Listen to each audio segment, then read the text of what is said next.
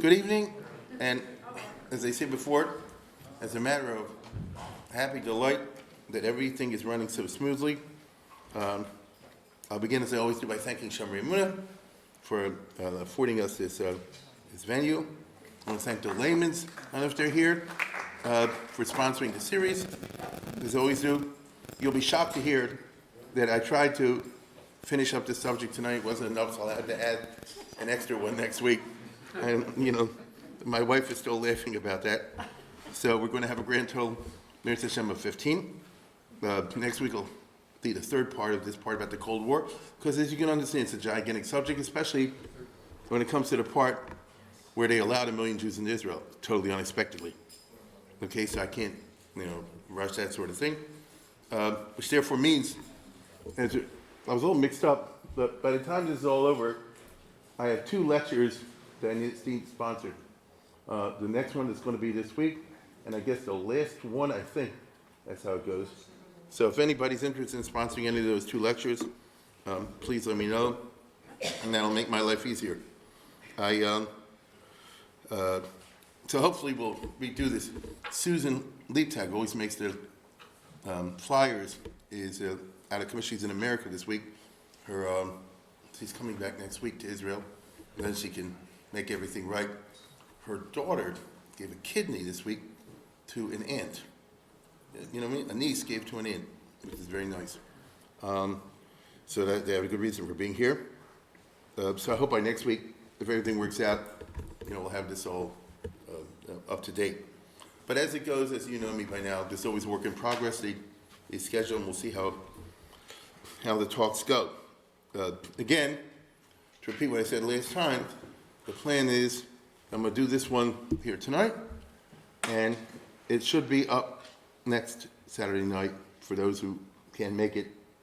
So this talk we're doing now, Mir Hashem, it's going to be edited, be posted on the YouTube site for next week. Tonight I want to thank our particular sponsors, which is Steve Kaplon. I don't know if Steve is here yet, but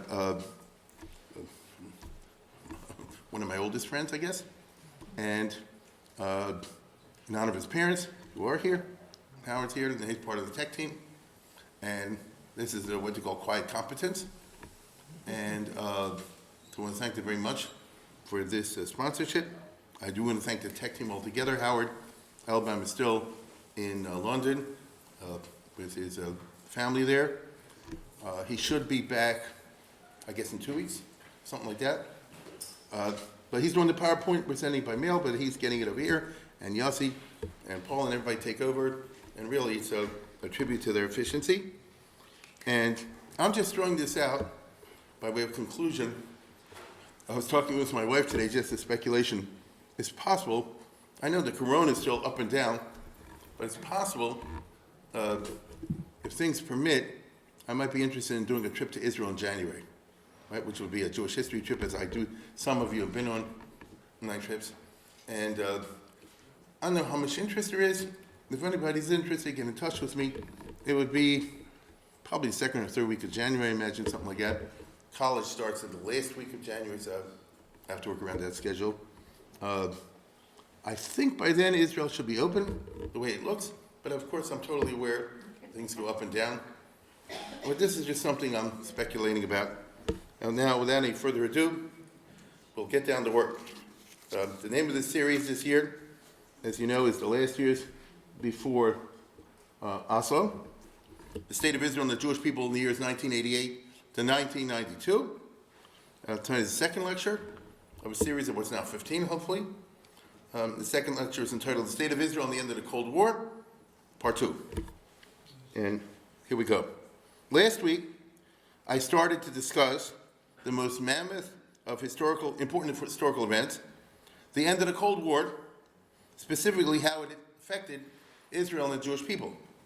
I spoke about the tremendous significance of the transformation of the map of Eastern Europe into countries who desired good relations with Israel. This was like the fulfillment of an impossible dream for Israeli diplomats. To see this, right, I don't care how sincere or not sincere, to see the head of Israel into the Kremlin and they're treating him all this way and all this respect, and he's even giving her, say what you want, Ben-Gurion would kill for this. You understand? Golda Meir would kill for this. They couldn't imagine such a thing. So there's been a real, and we're old enough to remember, this was inconceivable. Okay, so we've lived to see, diplomatic revolutions. Okay, and this happened in our lifetime. So this is nothing but a reflection. And I know, Bennett was there the other day, and so whatever you want to say, Israel, which was formerly locked out of an entire sector of international power, is not locked out. That's a revolution that we've seen in our lifetime. As I said before, Golda Meir would have killed for this. Ben-Gurion, if he would ever go to Moscow and be treated like this, he would say, I could die and go to heaven. You understand? If he believed in that, but you know what I mean. Now, ironically, just at this point, as we shall see, the stupid Israeli Tammany Hall politics installed a dumbbell as foreign minister just at this moment. And so they switched from Moshe Ahrens, who was a capable guy, to David Levy, who was not. I think many people remember David Levy was a butt of jokes. And there was a reason. And it's a little bit unfortunate that they didn't have the right person in the foreign ministry at that moment. But Afal Peking, the mega trends were in such a way that Israel will benefit tremendously from this. In general, this has always been the problem of Likud politics, that it has no tradition of what the Germans used to call Fachministerium, which is you get people in ministry cabinet posts who actually know what they're talking about. As we all saw recently in Israel in the corona, they had a good representative as the head of the health department, which may be okay in normal time, not at the time of the COVID. Because he himself was a big violator, as we all know. So there's a time for, Tammany Hall politics and a time not. So Israel's always had this problem, but that's what coalition politics is. You got to put in somebody because you need the votes, whether they're the best possible person or not. As they us.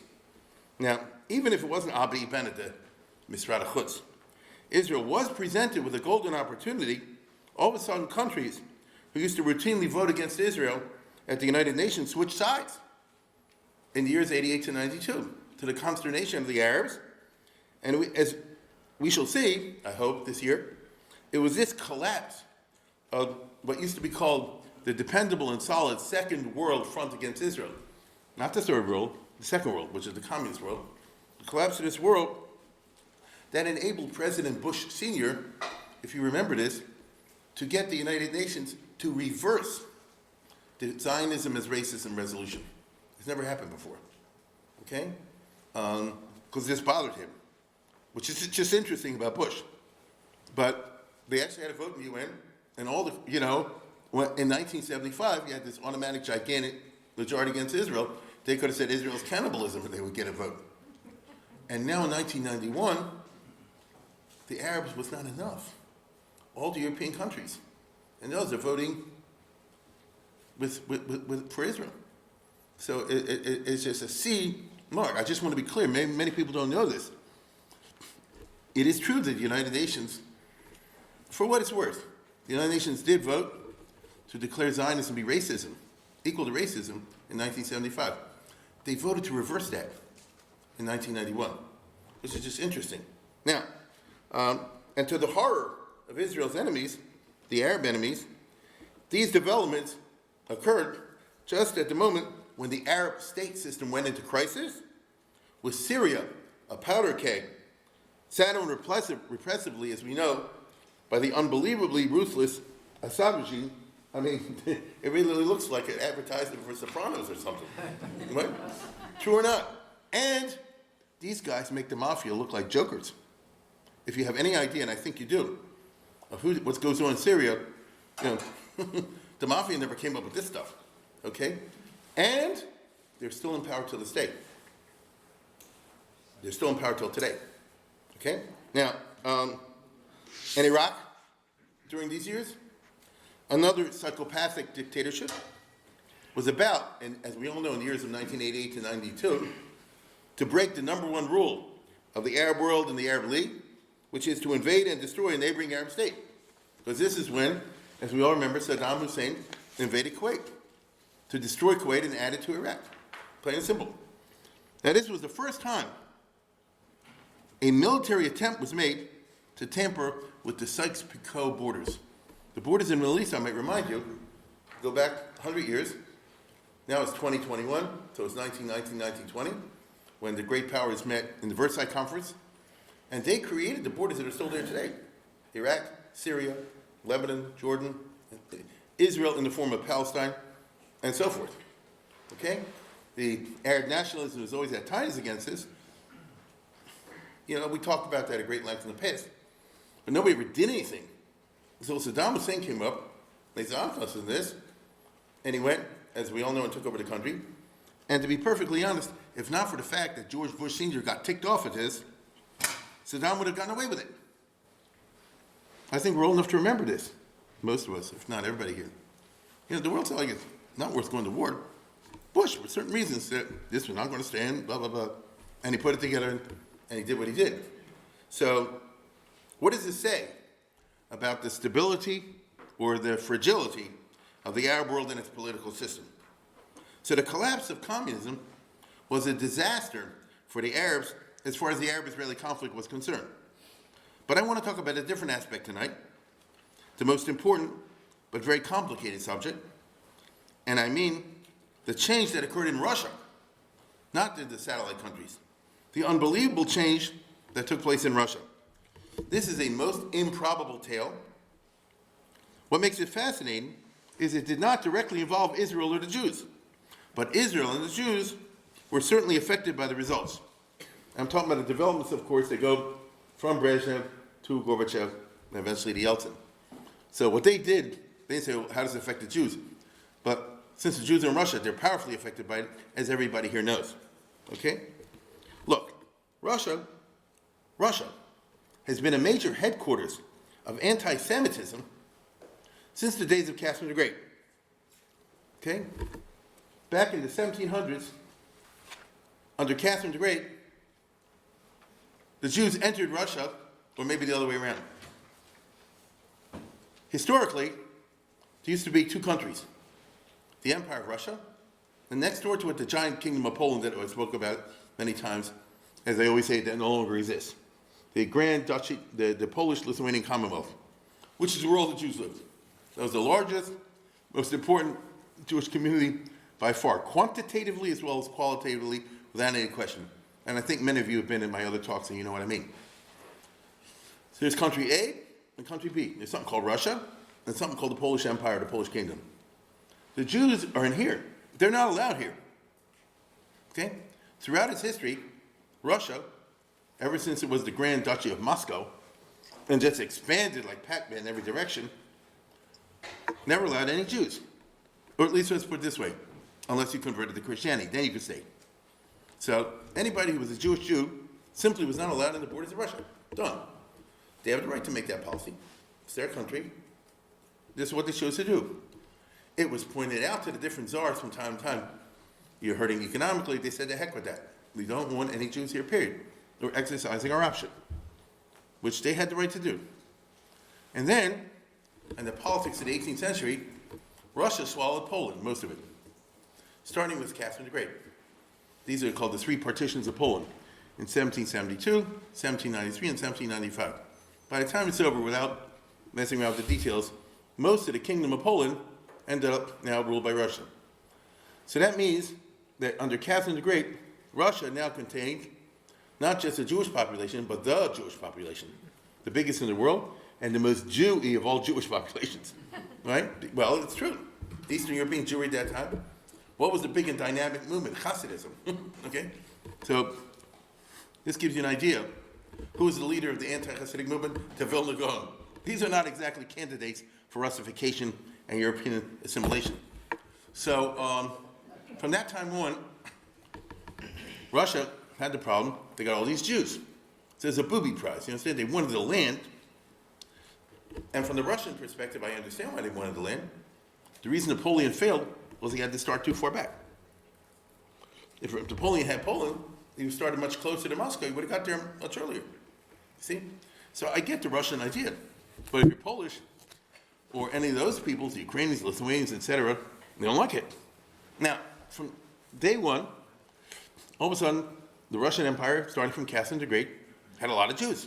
Okay? Now, what to do about it? Right?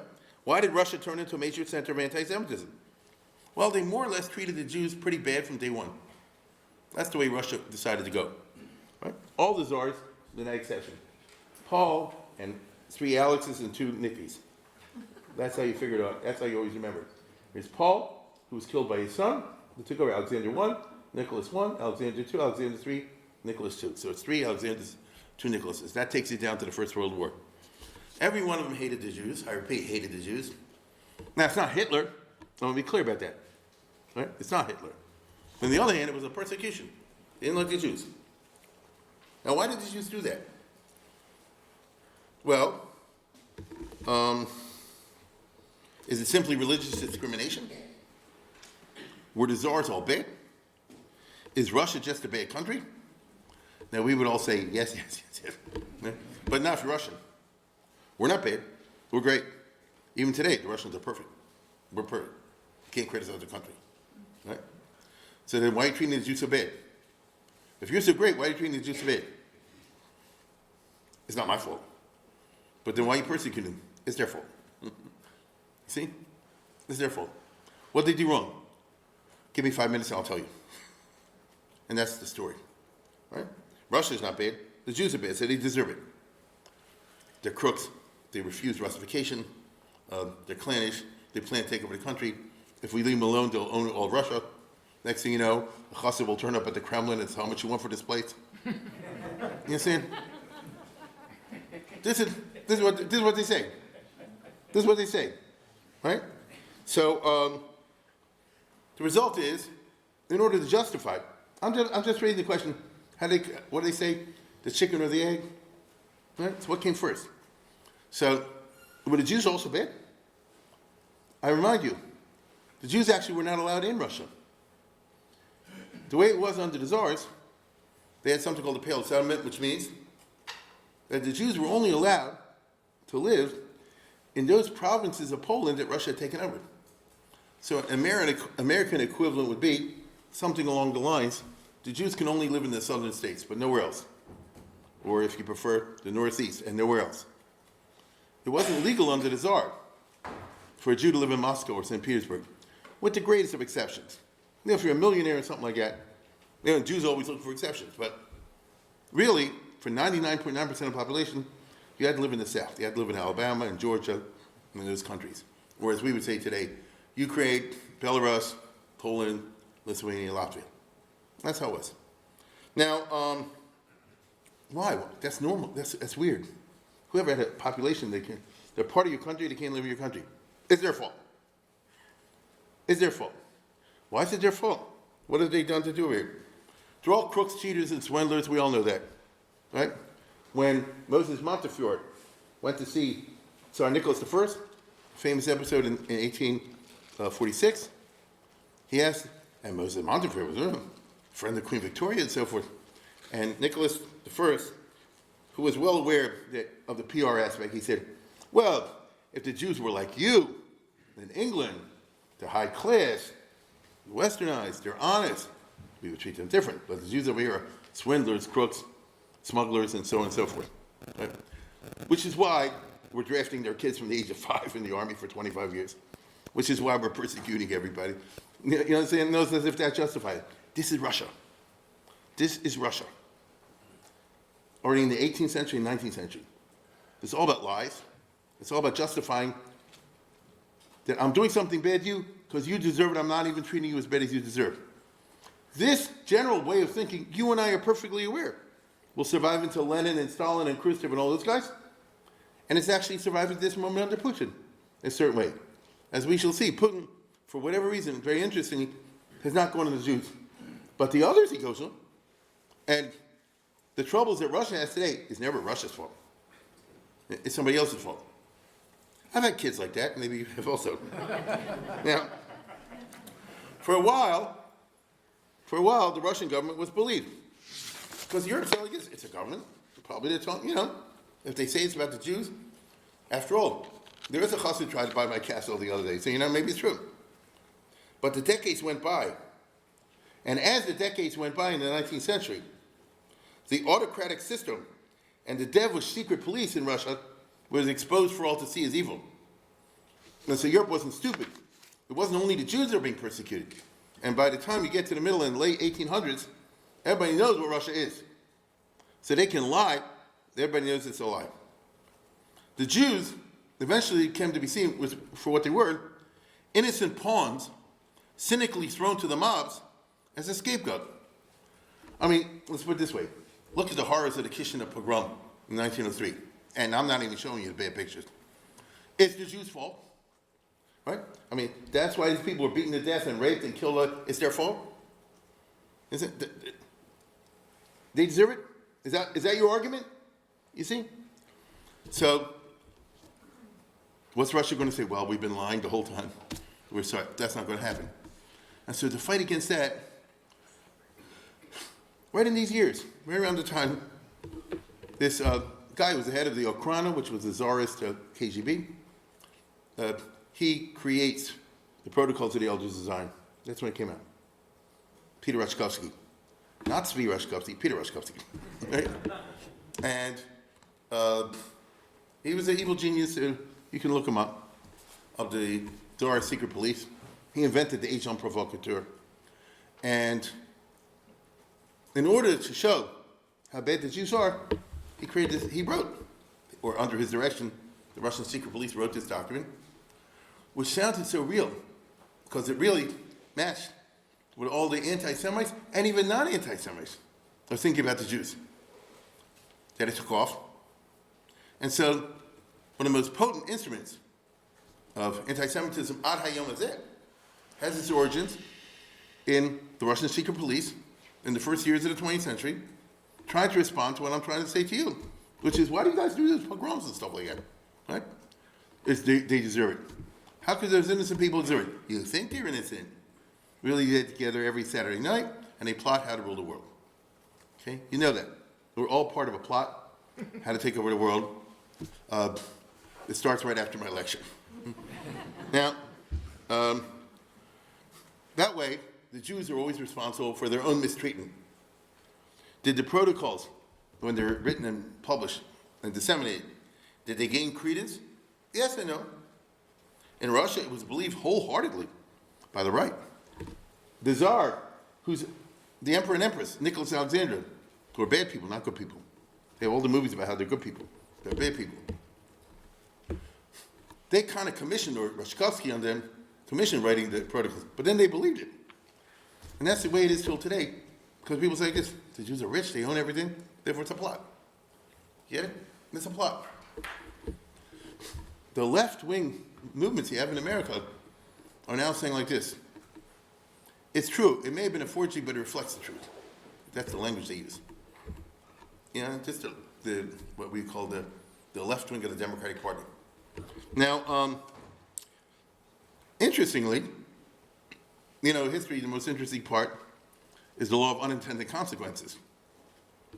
It also was believed by the British in the First World War, and that's why they made the Balfour Declaration. Yeah? Now, they thought that the Jews had overthrown the Tsar in the March Revolution of 1917, and the Jews are running the world, and America now entered World War I. I spoke about this at great length a couple years ago. I think it's online. Look at the history of the Balfour Declaration. And Woodrow Wilson entered the war cause of the American Jews. They're running all the, pulling all the strings. Therefore, let's give them a state and make them happy. They'll join the Allied side. It's funny, the unintended consequence of this. Hitler certainly believed it, and Hitler took it to the next level. Ad kedei kach, as we know, the Hitler said, these guys are nothing but a Jewish plot. Right? The Wall Street millionaires have gotten together with Lenin, these guys, to overthrow the system in Russia, so Wall Street can rule Russia. And if anybody gives me a sour face like I'm looking at now, you know nothing about the 1920s, 30s, 40s, 50s, and 60s. This is a basic article of faith of the fascist right. Okay? And this is why Hitler killed 6 million Jews. In his mind, after all, let's face it, you want to fight against Russia? Fine. Why are you going around systematically killing every man, woman, and child who's Jewish? Why killing Jewish children? I'm just asking, how did Hitler's mind work? It's all part of a plot. The children are part of a group that's manipulating the whole world. And the invasion of the Soviet Union is really a war against Jewry, right? Unfortunately, even though the guy was nuts, 6 million people had to pay the price. I get it. I'm trying to explain the mentality, if it's possible to do so, of these people. Hitler was actually convinced, and he wasn't wrong, that if he could only get this message over to the other side, he'd win the war. I think he was absolutely right. That's the reason why Roosevelt and the others were afraid to talk about the Holocaust during the war. I've spoken about that in the past. Hitler felt, he made speeches, but he didn't know English. He had to rely speeches getting over the other side. It so happened he was up, divine providence that organized it, he was up against 3, or at least 2, of the greatest communicators in history, Roosevelt and Churchill. Right? Say what you want, they're among the greatest communicators in history. And Stalin was a great communicator in a different way, right? But, well, he was actually, in a different way. If you ever read his speeches, let's put it this way, when he talked, nobody fell asleep. Now if you want to keep your life. So, say what you want. We won the war partially because Hitler was not able effectively to get his message over the other side, which is you're all fighting for the Jews. You're just too dumb to realize it. Believe you me, if you read up, you'll see many GIs thought that way, and there were Jewish soldiers in the U.S. Army, a place like that, who used to hear this from the other GIs. Now, it wasn't at the level of changing anything, but these feelings were definitely out there. As I said before, he wasn't able to get his message, and instead, he was up against FDR, this country, who could twist the other way. This is not a war to save the Jews, this is a war to save Christianity. Right? Listen to Roosevelt's famous State of the Union address right after Pearl Harbor at the beginning of January 1942. This is a small clip. Destruction of the material and spiritual centers of civilization. This has been and still is the purpose of Hitler and his Italian and Japanese chessmen. They would wreck the power of the British Commonwealth and of Russia and of China and of the Netherlands, and then combine all their forces to achieve their ultimate goal, the conquest of the United States. They know that victory for us means victory for freedom. They know that victory for us means victory for the institution of democracy, the ideal of the family, the simple principles of common decency and humanity. They know that victory for us means victory for religion, and they could not tolerate that. The world is too small to provide adequate living room for both Hitler and God. What's the subtext? It's not about the Jews. You see? It goes on to say they're planning to replace the cross with the swastika and the Bible with the Mein Kampf. It's an attack on Christianity, which it was not exactly.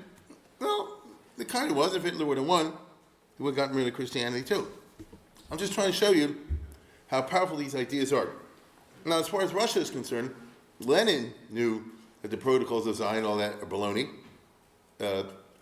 He was not anti-Semitic per se in a racial way. He was against the Jewish religion, he was against all the religions. But he didn't believe this stuff. Stalin is funny. He knew it was a fake, but over time he came to believe it. You know, things are like that. Anti-Semitism could be like that. You get it? He knew it was a fake, knew all that stuff. But little by little, he got more and more into it, which is why, as we know, in the last 8 years of his life, he really went against the Jews. And at the time he died, he was planning to kill the Jews in one form or another. The famous doctor's plot and all the rest of it. Now, after Stalin, the Kremlin joined the Arab side of the Arab-Israeli conflict. And so they carried on against Israel. It's funny. Stalin, for his own reasons, he had his focuses. Was not focused on the Middle East. It's just interesting. And so, in the years 48 to 52, the first 5 years of Israel, I wouldn't say Israel got along great with the USSR, but the USSR didn't jump into bed with the Arabs. But after Stalin's death, that was a hallmark of theirs, a major feature of Soviet foreign policy. As we know, they all jumped in with all the Arab countries, starting with Nasser and spreading everywhere else. Okay? Now that means that if you're Russia, Soviet Union, after 1953, all your propaganda, everything is really concentrated against Israel. In addition, the regime, as we know, was outraged at the chutzpah of the dissidents and the Soviet Jewry movement, which indeed proved to be a bleeding sore. They had no way to answer for it. So this really ticked off the Kremlin. So under Khrushchev and Brezhnev, there was a lot of unofficial cultural anti-Semitism, anti-Zionism. Now obviously, Soviet unofficial is an oxymoron. Nothing gets published over there without it came from the top. So there's a lot of anti-Semitic stuff published, but in quote-unquote private journals, which is baloney. And it was quite pervasive. See, if you read Gromyko's memoirs, which he wrote just before communism fell, he said, I spoke to Kennedy a week before he died, and he said, they are out to get me. And sure enough, a week later, they got him. It's a certain group, I won't say who. Well, duh. You see? Meaning, this is who they are. This is just who they are. Okay? Now, on the other hand, they couldn't do a full Hitler because Marxism and Leninism had declared racial anti-Semitism trafe. So this was the handcuffs that stopped them from going all the way. But overseas, outside of Russia, the KGB was not bound by any of that, and they spread anti-Semitism, so always with plausible deniability. So the KGB published zillions of copies of the protocols and similar things like that, and spread them in Arabic and Persian and all the languages, and spread them all over the world. They said, this will do the trick for us, and of course it has. It worked very well. By the 1980s, though, by the 80s, some thinking Soviet officials and intellectuals, I mean actual intellectuals, people with a college education who thought,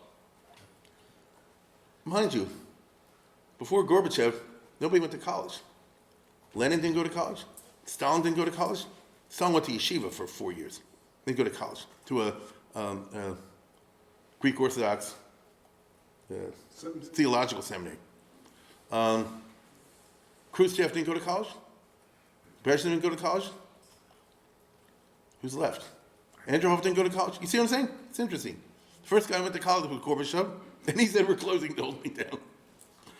So, but under them, they had people with college education. Gromyko had a PhD. So some thinking Soviet officials, intellectuals, genuine intellectuals, began privately among themselves to question anti-Semitism and even anti-Israelism on several grounds. First of all, it's honest, you couldn't say this out loud. By pressing the anti-Semitism card, all we've done is turn the Jews from pinkos into neocons. True? When they were young, all these Jews, these guys, were, especially him, Potteris, they were left-wing, fellow travelers, you want to call it, whatever the terms were, sympathetic to the Soviet Union, all the rest of it. They changed, right? And by the time you get to the 60s, especially the 70s, it's like Richard Paul and there's Sukup Jackson, they joined the super anti-Russia side, not just the anti-communists, the super anti-communists. They're the ones who provide the intellectual arguments of the anti-Soviet right in the late 60s, the 70s, and 80s. I think we remember this. Even people in this country who didn't, trust Russia didn't know why. But if you had commentary, you could see. You see? And the Jewish guys who say, I used to be over here, but then I saw the light. I saw the light. Why have we done this? Because if I'm an American Jew, what am I, crazy? I'm going to be pro-Russia? They're out to kill the Jews. They're out to hurt Israel. They're spreading the protocols of Zion. They're spreading anti-Semitism everywhere. Heck with them. There were always a couple nutball liberals, leftos. Yes, there will be those types. But the most dynamic and thoughtful of the intellectuals switched to what we call neoconservative. Neoconservative means I used to not be conservative. Right? I used to be liberal. Now, so that's number one. Number two, as I mentioned last week, blind hatred of Israel has simply marginalized us Soviets diplomatically. Why is Kissinger getting all the credit over there. The Russians don't have anything to say because they can't deliver Israel. The Arabs, very practical. Why am I dealing with you? If I want Israel to withdraw from the Sinai Desert, how's Russia going to help with that? I mean, you're going to go to World War III? So get out of the way, I'll talk to America. Okay? And by the way, it worked. Sadat switched sides, took him a little while, he got everything back. Right or wrong, he got everything back. So these intellectuals, I'm talking in the 1980s, are saying, maybe we need to rethink. Now, you couldn't say it out loud, but among themselves, maybe we need to rethink some of our programs. And anyway, the type of people I'm talking about, with a college education, with what goes in Russia for a liberal arts education, which means, yes, you get all the Lenin, Stalin junk.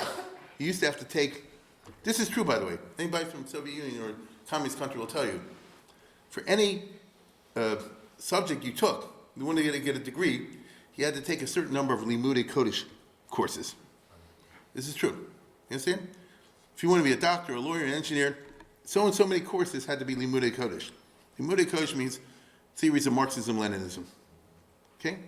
And you just, it's like America. If you got to do it, you got to do it. The Jewish guy has to memorize all the stuff, explain the whole world through Marxist Leninist theory and all the rest of it. And then hopefully you get your MD, you get your law degree or whatever it is. This is how it works. Now, in addition to the Limudei Kodesh courses, there were courses in Russian history. Russia has had its share of thinking liberals. You understand? Russia's had its share of Tolstoy's, people like that. Russia aspired, and the communists never totally dumped the aspiration to be a great nation, a civilized nation. This was covered up by all the communist junk. And so a thinking person says, this whole anti-Semitic business that was so part of the fabric of Soviet society and culture, what are we, the Black Hundreds? If you go back to the Tsar's time, they formed the anti-Semitic clubs that launched the pogroms all over Russia called the Black Hundreds. That's the name they give themselves. Black means reactionary, get it? In European language, I'm a black, I mean I'm the extreme right, like we would say today, fascist. This is before fascism, okay? So is this really what we want to be? You understand? Is this our legacy? Now, this third question is very interesting because, as I said before, it represents independent, clear, moral thought, which is not so common in the Soviet Union. It represented the reaction of educated people to what they used to call the malaise of the Brezhnev era, which they refer to, as the era of stagnation. Okay? This is the term that they created. That the period of Brezhnev, which was 20 years, from 64 to 82, almost, called the era of stagnation. Now that's a loaded term, okay? I mean, let's put it this way. You could argue that the Brezhnev period was a period of stability. There's actually a little bit of economic growth. You could tie on this. That's not how they perceived it. And I'll try to explain why in a second. Now, this did not take place when I'm talking about these reconsiderations at the top level, the big shots, at the Politburo, right? I mean, these guys are a bunch of AKs who are incapable of fresh thought. They were, after all, put into their office, hermetically in the Stalin time and just held on, all the perks and everything. They're not changing nothing, okay? They're not changing nothing. And they did. Everyone went to the grave to say. But, we remember the Soviet Union used to have all these guys. Remember what Ronald Reagan said?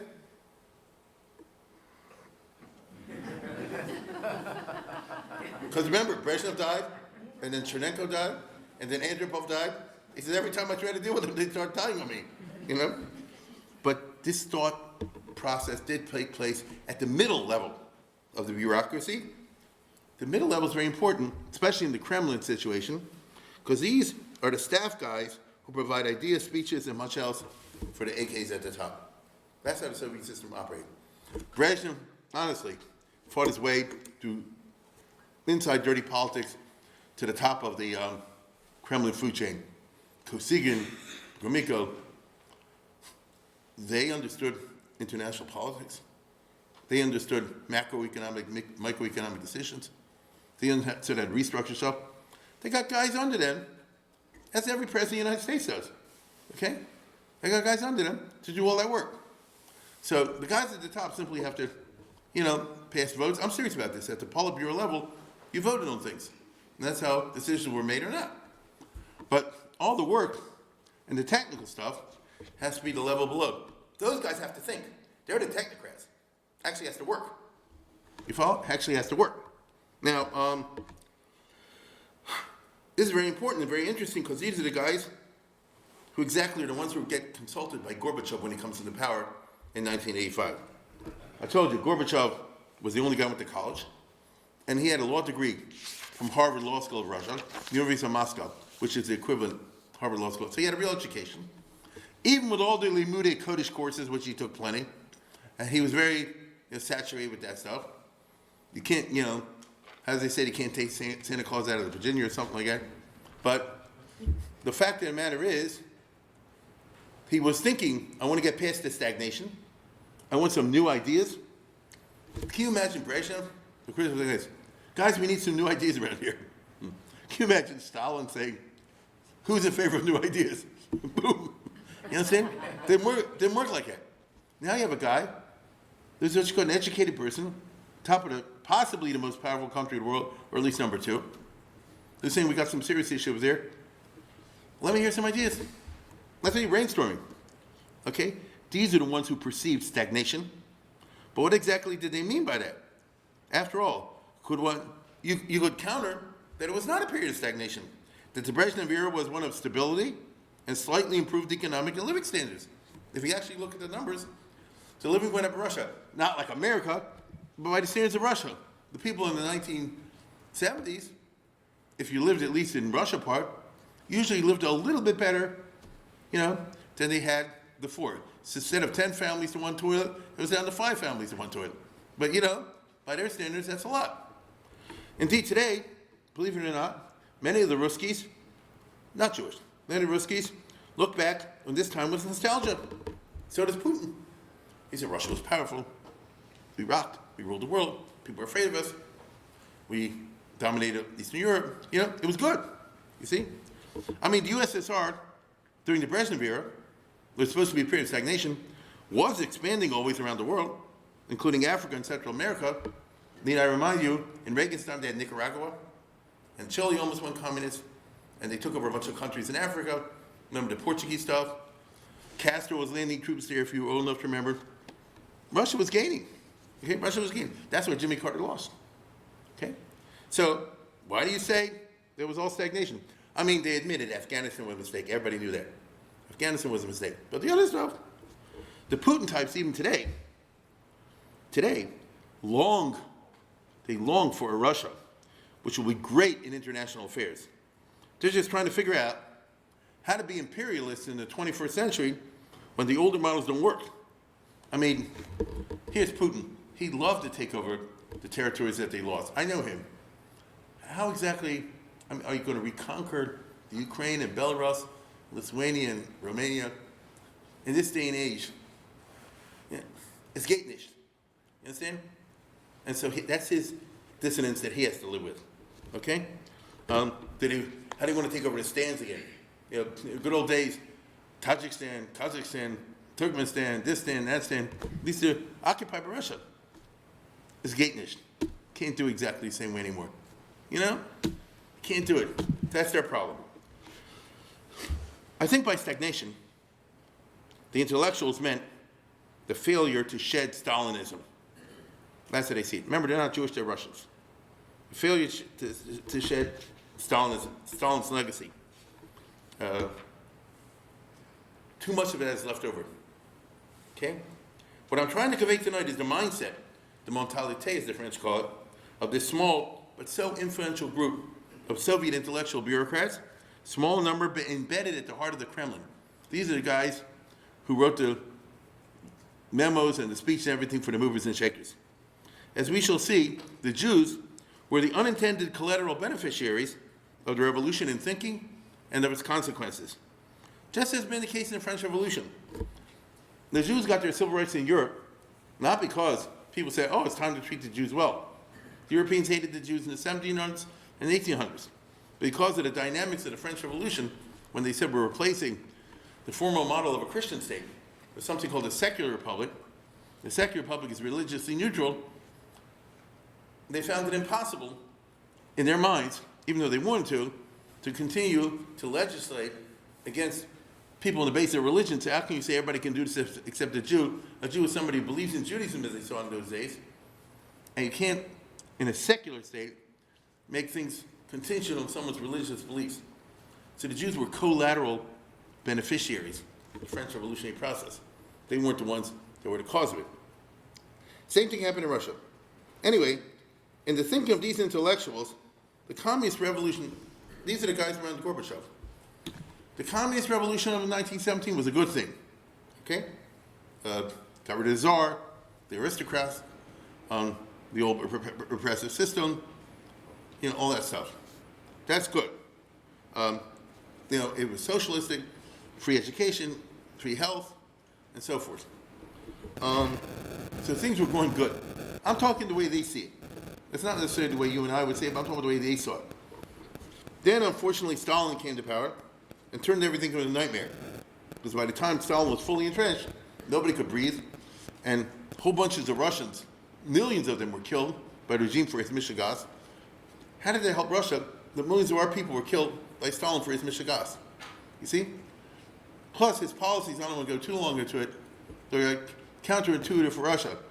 Stalin put all of his money in the military, and so everybody was made to live in small apartments, and your population shrinks. You get it? And because who wants to have kids? And that's counterintuitive. So anyway, this is the way they thought. The country became one big snitch system. Gorbachev's parents or grandparents, I forget who were tortured by Stalin. All these guys we're talking about had relatives. One time or another. I don't know, there probably was nobody that wasn't. They didn't have some relative that was tortured by Stalin. Millions and millions of Russian non-Jews have been tortured and killed because of Stalin's sadism. I mean, Stalin was a sadist, okay? Look at him smirking over here. You know what he's doing? He's signing death, now this is true, he's signing death warrants, right? It's Tuesday afternoon, he's had lunch, and now let's have some fun. He's signing death warrants. And look at him, okay? Now, even his henchmen, let me put it this way, he got a kick out of torture. When he had all these guys arrested, the professionals in the KGB system, whatever they call dog poo and these other things, NKVD, they said a professional can get a confession and a real confession out of somebody without torture. Just leave it to us. We know how to do this. And so I said, no, I want him to beat. I want him to kick. I want him to tear out eyeballs. I want it. I'm just saying that's who he is. Okay? Even his henchmen felt dirty as a result. And here's see, I told you he's signing the death warrants. Who's right next to him? Khrushchev. Right? Now, Khrushchev couldn't say anything during Stalin's time, and Khrushchev himself killed millions of people as one of Stalin's agents. That's a fact. But he didn't like it. He just did what he needed to do as he felt, not to get killed. There's Khrushchev of Stalin. But when Khrushchev comes to power, he has that famous speech where he said this was all terrible. See himself admit it. That's what I mean when I say thinking people just couldn't stand all that evil. Okay? Even if you remain evil partially yourself, and Khrushchev certainly remained evil, the stuff that was like that he couldn't take. Okay? And he denounced it, and he even allows during his 8 years in power, some of the Solzhenitsyn books to start being published in Russia. So Russia. One Day in Ivan Denisovich is all about the Gulag Archipelago. That's from a personal novel point of view. So in other words, Khrushchev, in his crazy Meshuggah way, because he had been a Stalinist, and what's the expression? When you sleep with the devil or something like that, he certainly had. Underneath all that Yetzer Hara was a shtickle Yetzer Tov, as we would say, and he was trying to feel his way to something better. At least what I just said, that's the opinion of the Gorbachev intellectuals. That's how they perceived the past. Okay? So the goal of these communist idealists, which is what they were, was a USSR free to Stalinism. In other words, let's put it this way. Khrushchev had the right idea. He didn't exactly get to where he's going. He made some mistakes along the way. He did some zigzags to the right, as we'd say today. And then he was overthrown by the people who didn't want the liberalism to go farther. That's Brezhnev. That's the era of stagnation. You understand? That's a retreat back into Stalinism, even if they didn't go full-bore Stalinism. This is how they saw things, okay? Now, that means that these guys, including Gorbachev, imagined something that proved to be impossible. And anybody here could have told them to be impossible.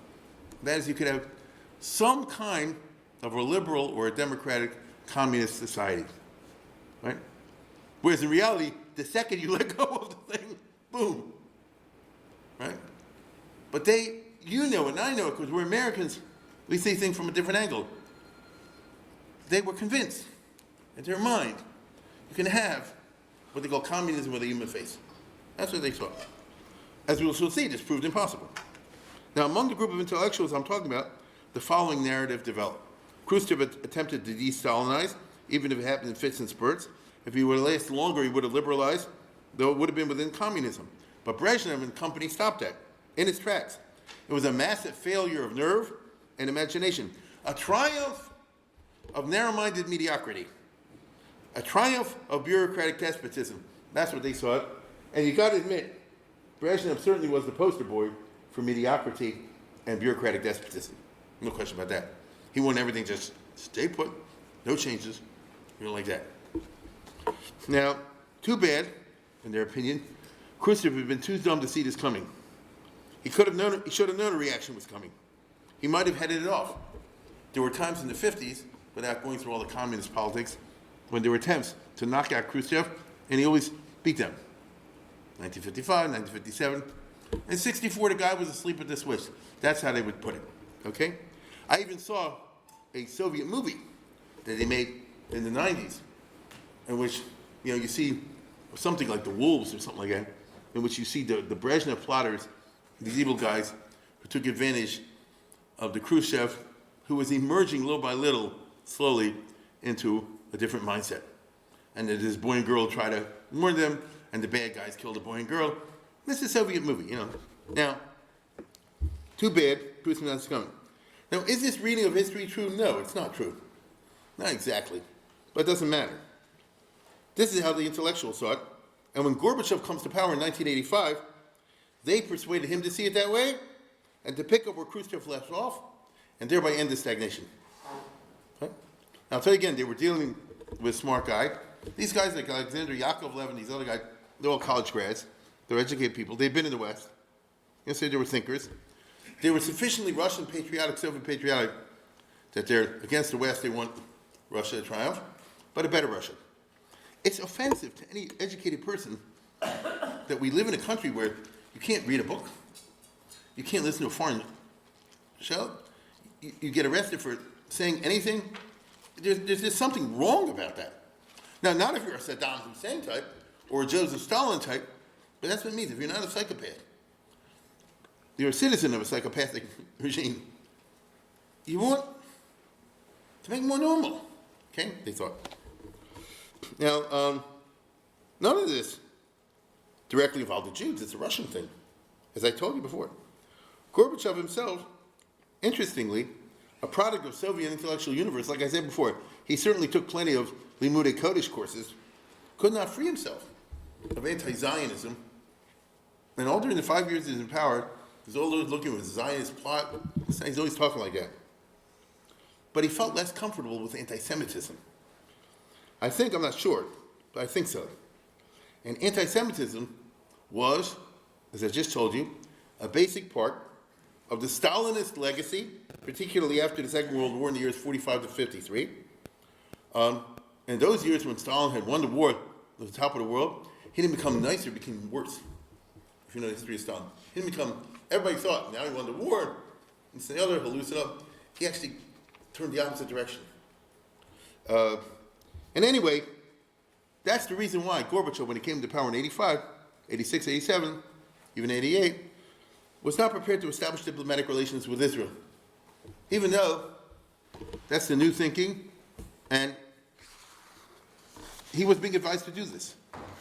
He couldn't do it. Yeah, he couldn't do it. He couldn't become a Michal Shabbos. You see? So, couldn't do it. He was not prepared to reverse course and open the gates of Soviet Aliyah. If you remember from last year, when I had to do this for my house, by 1985, about the narrative of Soviet Jewry, contrary to what many people's memory is, it took a nosedive. Under Andropov, he said to the KGB, crack this down, crush it down. And they did. All the big people were arrested, put in internal exile in jail or mental houses, stuff like that. And the Jewish groups were like crushed. The only groups that were not crushed were the Frum. It's interesting, because this is when I was in the Soviet Union. They considered the Orthodox so nuts that they'll never have an influence on a lot of people. So they'll out there have their stupid little groups and read the Art Scroll Yecheskel or something like that. That's what happened. Now we know this. Okay? All the other groups were crushed. So when Gorbachev comes to power, there is no Soviet Jewry movement in Soviet Union because it's been crushed under Andropov. But events overtook Gorbachev, as we know, forces that he himself unleashed. Outside the USSR, where Gorbachev had no power, the Soviet Jewry movement, this in the middle of the Reagan years, was increasing in dynamism, as I showed you last year. The Reagan administration, which was full of neocons, swung behind it. We all remember that Ronald Reagan foregrounded the Soviet Jewry issue. That's Mendelovich, the Frum guy, and that's Mrs. Sharansky, okay? So he made it a public business. And again, as I showed you, most unusually, the State Department did so under George Shultz. Usually the State Department said, I guess, don't take off the Russians, you know, it's not a Jewish thing, leave it alone. And as we saw this time, Shultz, for whatever reason, made it a front and center, okay? That's him at a Seder. As a result, since the Reagan administration did, the Jewish establishment, what we call the federations, finally swung behind it full bore. They didn't really get behind it until the middle 80s, even though now they'll say we were there from day one. The only ones who were there from day one, as I showed you, was the Triple SJ and those guys, okay? And now the Federation was able to organize all these massive rallies that some of us will recall from yesteryear. So Gorbachev could not control this. The establishment had done this before, the Jewish establishment, but whatever. So Gorbachev and his intellectuals wanted to somehow solve the Soviet Jewry problem in a larger sense. These events forced them, unwillingly, to ask themselves the question, existential question, which is, why are we against the Jews? You know, we've crushed them, we created it, they can't leave Russia anymore. Okay, now let's go back to basics. Why can't they leave Russia? I mean, if you tell me a nuclear scientist is one thing, but you tell me brother-in-law of a fry cook, why exactly? Are we spying on this person and devoting resources to that a fry cook or a tailor or a seamstress or a third-grade teacher? Is this a good use of our resources? Okay? Why is this happening? What has this gained us? This was, as I told you before, part of a much larger set of such questions, which involved a radical rethinking of Soviet foreign policy. I mean, really radical, in a way that we in the West didn't believe it was happening. I remember as it was happening, the commentary always telling us, it's a fake, it's a plan, it's a Soviet scheme, but it really was happening. For example, everyone knew that the Soviet economy was being killed by overspending on the military. The reason for the spending was to put muscle behind Soviet expansion around the world, which did happen under Brezhnev and his predecessors. But now we ask the basic questions, like Aristotle. Why exactly do we control Angola? Right? What exactly do we get out of that? Why exactly do we have to take over Afghanistan? You know, what is, you know, what do they call, cost-benefit analysis or something? Why exactly are we doing this? Okay? Let's put it this way. Why exactly did the USSR want to take over the countries? Well, it used to be because of the Marxist religion. Marxism, the whole world has, so we're spending ourselves into poverty and low living standards and all the rest of it for Marxist religion. The heck with that. Right? Why should we do that? And what did Russia, because we're Russians, what did Russia gain out of this? What does Russia gain? This is an interesting question. One of the triumphs of Stalin's foreign policy was the communization of Russia. Mao Zedong took over from Chiang Kai-shek. May I say this? Did we pick the right horse? Do you get it? What did Russia gain by China going under Mao Zedong, getting a powerful communist China next door to Russia, which as soon as they can is ready to attack us at any time? If we would have backed Chiang Kai-shek, China would still be weak and capitalist, and it would be no threat to us. So why did we do that? Because of the Marxist religion? Back with that. You get what I'm saying? These are asking first questions, as we call them in school. Right? First questions. Is Castro worth $1 million a day, $3 million a day? It's $1 billion a year. So yeah, we have bases to attack America. I get it. Is Castro worth it? Soviet Union, which is broke, is spending $1 billion a year? Is that what do we get from this? Cold War leverage? We could have done that by diplomacy with the West and genuine non-aggressiveness. They knew enough about America to know if Russia wasn't a threat, this country, what did Truman do when the war was over? They wiped out the American army. You know that? That's why we were caught with our pants down in Korea. Truman eliminated the army. He killed the Marine Corps. He cut the Navy down to a handful of ships. It's called the Battle of the Admirals. That's because he wanted to save money. He said the war's over. So in other words, things were going our way. From the point of view of the national security of Russia, it's good that the West is disarming. Why do we then engage in an aggressive foreign policy which only had the effect of getting the Americans to ramp up the military, because that's what happened after the Korean War and the Truman reversed, and then created the great American military industrial establishment. And that puts Russia all the time under pressure. And now we've had to spend zillions. Why did we do that? What do we gain by being the hated occupiers of Eastern Europe? Why can't we have, like a country like Poland and all that, demilitarized, but free, and it's not a pain in the neck anymore? Or Czechoslovakia. What do we gain from this? Now this is apicoursis from the Soviet point of view. You see, this is the wrong way of thinking. They said, it's the new way of thinking. It's the right way of thinking. Russia could have turned out to be as prosperous as America by now. Did we make the right choices? So in other words, what we're talking about is the Hebrew they call it shinu erchin, transvaluation of values. There's a completely different paradigm in terms of thinking. All of this led Gorbachev to start to pursue a policy towards America to say like this: let's all reduce our defense spending. We'll cut this percent, you cut this percent. Do you remember this?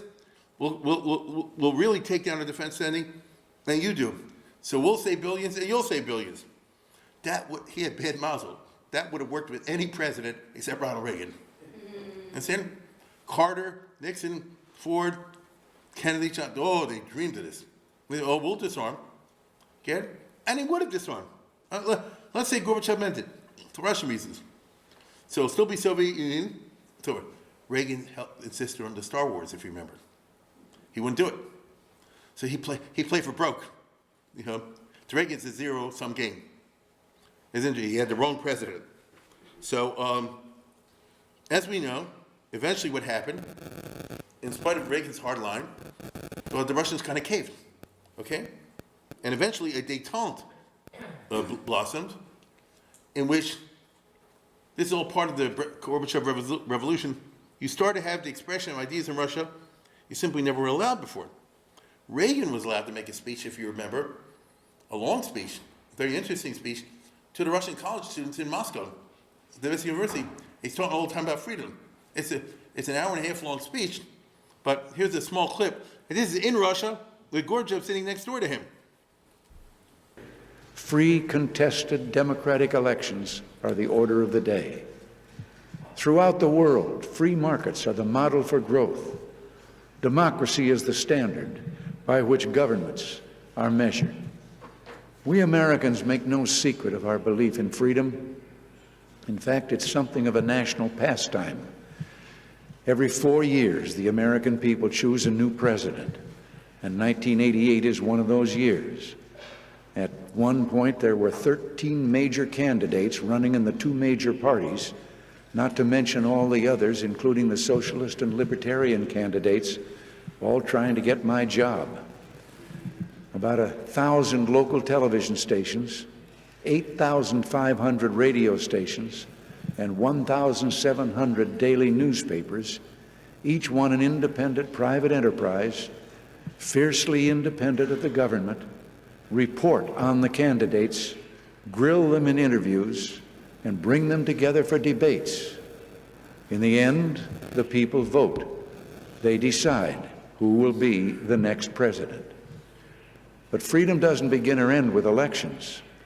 Go to any American town, to take just an example, and you'll see dozens of churches representing many different beliefs, in many places synagogues and mosques, and you will see families of every conceivable nationality worshiping together. Go into any schoolroom, and there you will see children being taught the Declaration of Independence, that they are endowed by their Creator with certain unalienable rights, among them life, liberty, and the pursuit of happiness. Now, can you imagine this?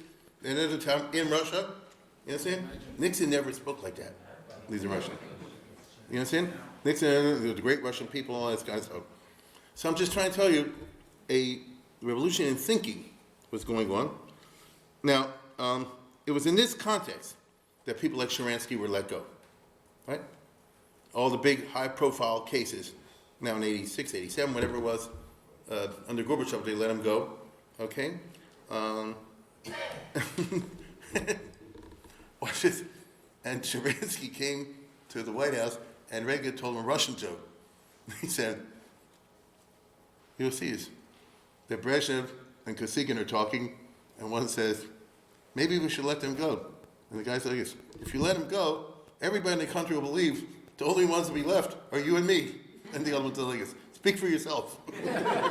Hey, watch this. But the greatness of Reagan was that through these personal stories, he could see the truth, the real drama, the real confrontation between the free people and evil empire and dictators. And well, I have a lot of stories. In fact, my first meeting with President Reagan, but finally I'm released, and I come first time to America to say thank you to Jews of America, to American people, to congressmen, and of course to President Reagan. And I meet him, and he tells me a joke about Kosygin and Brezhnev, how Kosygin and Brezhnev are sitting and discussing maybe we should open the gates of the Soviet Union because the pressure is very bad. And then Brezhnev says, no, if you open the gates, then everybody will leave, only two of us will stay. And then Kosygin says, speak for yourself. And I also laugh, but I think, my God, it's old dissident anecdote from the Soviet Union of 15 years ago. I came to the leader of the free world to see this old jokes. 15 minutes later, I already understood. That is the way how President Reagan gets the most sophisticated and important things about Soviet Union. This double thing, that everybody is lying publicly and thinking differently. And through jokes, and he seemed like such a superficial man who sees the world through jokes. He saw the deep truth, and that's, I felt always in his relations to me personal and to my wife, that on one hand, for him it's personal drama, and he was very proud. As a proud grandfather, he looked at me and Avital that we did it. On the other hand, for him it was confrontation with the world of evil, and he was determined to bring it down. So of course I didn't know in real time nothing. I had no idea that my wife became friend of President Reagan. But when we heard in Soviet prison from the Soviet newspaper that President Reagan called Soviet Union evil empire, that was the best day for us in prison, because we knew that finally there is a leader who understood the real nature of Soviet Union, and we were absolutely sure, dissidents, that the moment the West, the free world, will treat Soviet Union as it is, evil empire, it is doomed. So there are big changes going on. In spite of everything, Gorbachev and his company were still reluctant to open the gates. This will not happen under Gorbachev. We won't say all the Jews can go. It's an interesting example of the persistence of what I call limudei kodesh, right? The old habits of thinking, even among this group. So if you look at the chart, which is always a very interesting chart, these are the people let out total to go to Israel and to America. So we're in the 80s. When Reagan started the Cold War again, so the numbers went down a lot. Under Jimmy Carter, it was 50,000. Under Reagan, it's about 8,000 or 9,000. Then less. Then 2,700. Then, not even that, not even 2,000. And then, again, less than 1,000. See, I'm telling you, they played hardball. And then, again, less than a little over 1,000. Total, right? 86, this is Gorbachev time. It's 900. 87, it's a little bit more. 8,000, still not high numbers. Even 88 is 2,200. And 16,000, 18,000. Numbers are going up, but not really. Okay? Even when they're in the middle of changes, to give in to the Jews, they couldn't bring themselves to do it. But then, after Reagan left office, that'd be 89, came the extraordinary year of 1989, which I think most people today don't have clear, when all kinds of unbelievable events occurred, as we shall see. To put it in very simple terms, that was the year that saw the tearing down of the Berlin Wall, and would also see the tearing down, at least the beginning of the tearing down, of the wall keeping the Jews from leaving Russia. Again, the Jews would be collateral beneficiaries of megatrends that were happening in the Soviet Union, but I'll save that for next time. And with that, I bid you a good night.